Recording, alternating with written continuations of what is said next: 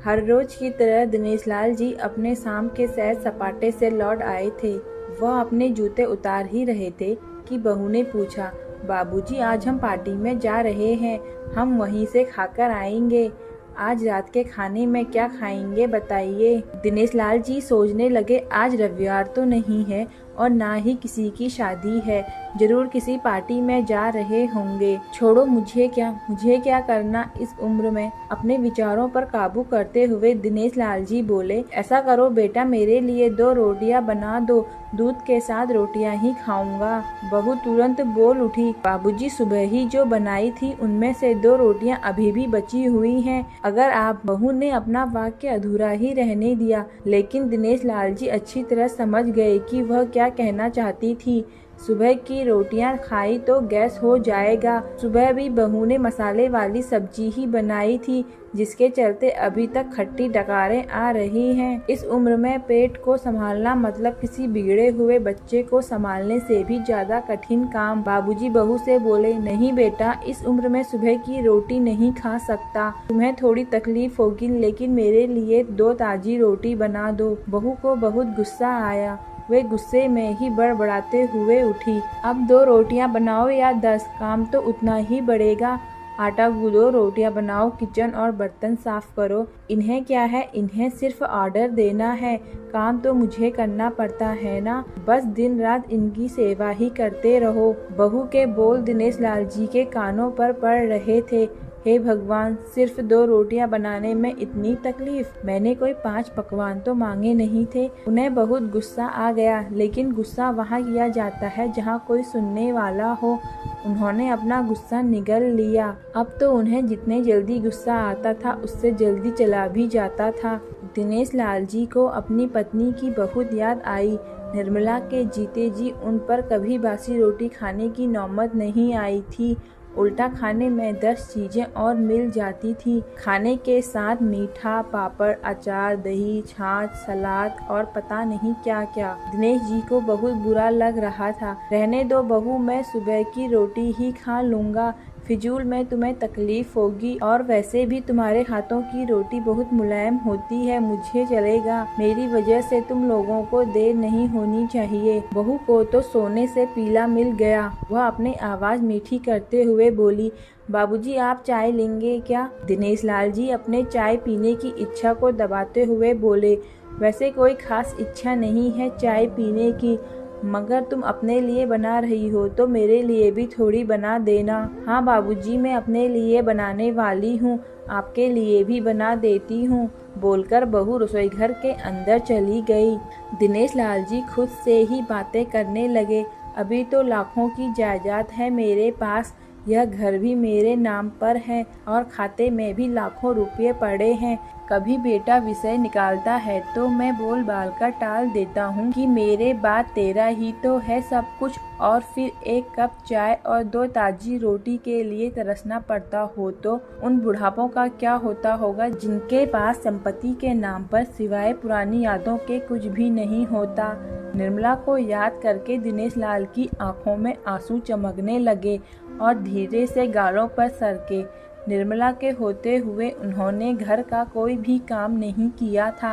आर्थिक जिम्मेदारी के अलावा उनकी और कोई जवाबदारी नहीं थी। उनके व्यापार ने भी उन्हें अच्छा साथ दिया था। वह भी निर्मला से बहुत प्यार करते थे, लेकिन कभी जताया बता नहीं पाए। वह यह सच्चे दिल से मानते थे कि निर्मला उनकी किसी पूर्व जन्मों के पुण्य का फल है, लेकिन जिंदगी की भागदौड़ में वह निर्मला की मन की इच्छा पूरी न कर सके। उन्हें वैष्णो देवी जाना था, लेकिन हर बार यह यात्रा अगले साल के लिए पोस्टपोन हो जाती। घर बार और संसार की जिम्मेदारियां संभालते संभालते कब उनकी इच्छाएं उन्हीं के साथ चली गई पता ही नहीं चला।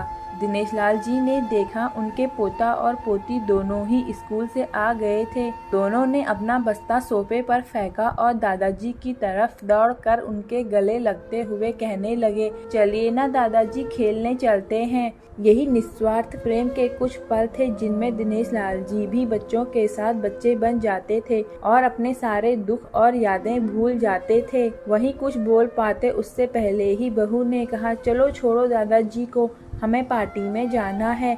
जल्दी से आकर तैयार हो जाओ, पापा भी आते ही होंगे। दोनों ही बच्चे दादाजी को छोड़ मम्मी की तरफ भागे।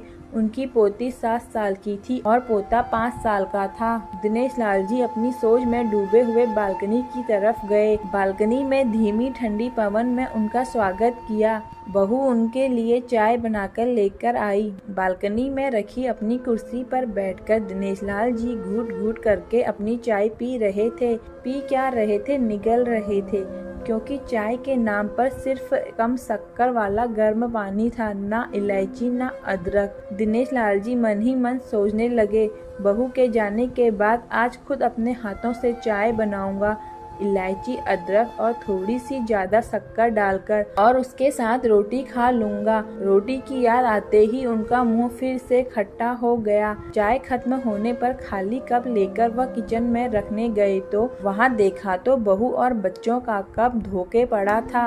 उन्होंने भी अपना कप धोकर रख दिया और अपनी डायरी लेकर बालकनी में आ गए।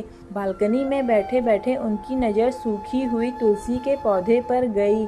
उन्होंने एक लोटा पानी लाकर उसमें डाल दिया। कुछ मिनटों बाद ध्यान से देखने पर उन्हें पता चला कि सूखे हुए तुलसी के पौधों में नई कुल्फें जैसे मुस्कुरा रही हों। उन्हें याद आया कि निर्मला हर सुबह तुलसी को पानी और शाम को दिया दिखा देती थी। अब तो शाम को न तुलसी को न भगवान के मंदिर में दिया जलता है। पता नहीं कितने संस्कार, इतनी अच्छी आदतें निर्मला अपने साथ ले गई थी। दिनेश लाल आसमान की तरफ देखकर बोले, निर्मला, मुझे और इस घर को अभी तुम्हारी जरूरत थी। तुम क्यों हमें छोड़कर चली गई? तुमने मुझे धोखा दिया। तुमने हमेशा साथ रहने का वचन तोड़ दिया। तुम मुझे अकेला छोड़कर चली गई। दिनेश लाल की आंखें भर आई। पापा, इतनी ठंडी हवाएं बह रही हैं और आप हैं कि बालकनी में बैठे हैं। अंदर आ जाइए, नहीं तो बीमार हो जाएंगे। बेटे ने दिनेश लाल जी से कहा। बेटा, बहू और पोता पोती सब तैयार होकर पार्टी के लिए निकल रहे थे। किसी ने झूठ मूठ ही मन रखने के लिए भी उनसे नहीं पूछा कि साथ चलिए। बाबा, आप खाना खाकर जल्दी सो जाइएगा, हमें आने में जरा देर हो जाएगी। ज्यादा देर तक जागना आपकी सेहत के लिए अच्छा नहीं है। हमारे पास घर की दूसरी चाबी है, हमारी चिंता मत कीजिए, बेटे ने जाते हुए कहा। ऐसा बोल रहे हैं जैसे मेरी सेहत की बहुत फिक्र है। कितने दिनों से बोल रहा हूँ डॉक्टर के पास ले चलो, बीपी बढ़ा हुआ है, शुगर भी चेक करवाना है। थोड़ा सा भी चलता हूँ तो हांफने लगता हूँ। बेटा कहता है कि बुढ़ापे में यह सब तो होता ही है, ज्यादा भ्रम मत पालिए। वाह बेटा, बूढ़े बाप के पास बैठने के लिए थोड़ा सा भी टाइम नहीं है तेरे पास, और पार्टी के लिए टाइम ही टाइम है। ऐसे अनगिनत विचार उनके दिमाग में चल रहे थे, लेकिन फिर भी उन्होंने हाँ में सिर हिलाया। सभी पार्टी में चले गए। दिनेश लाल जी हॉल में रखे कुर्सी पर आकर बैठे। खाना खाने की अभी कोई इच्छा थी नहीं, इसीलिए टीवी चालू की। आज वैलेंटाइन डे था, प्यार का दिन, इसीलिए टीवी पर भी उसी के बारे में दिखा रहे थे। दिनेश लाल जी की नज़र पास में रखे अपनी पत्नी के फ्रेम पर गई, जिसने लाल कलर की साड़ी पहन रखी थी। प्यार तो उन्होंने भी खूब किया था निर्मला जी से, पूरी जिंदगी किया था, जी जान से किया था, लेकिन कभी बोल नहीं पाए। टीवी पर दिखा रहे थे, लोगों ने लाल कपड़े पहन रखे थे, हाथों में लाल फूलों के गुच्छे लेकर वह ग्रीटिंग कार्ड्स की खरीदारी कर रहे थे। पता नहीं दिनेश लाल जी के मन में क्या आया, उन्होंने अपने पैसों का बंटवा लिया और निकल पड़े। निर्मला जी की याद में चलते चलते वो एक आइसक्रीम पार्लर के पास पहुँचे। उनको श्वास चढ़ गया था, उनकी सांसों की गति तेज हो गई थी। आइसक्रीम पार्लर के पास एक कुर्सी पर वह आकर बैठे।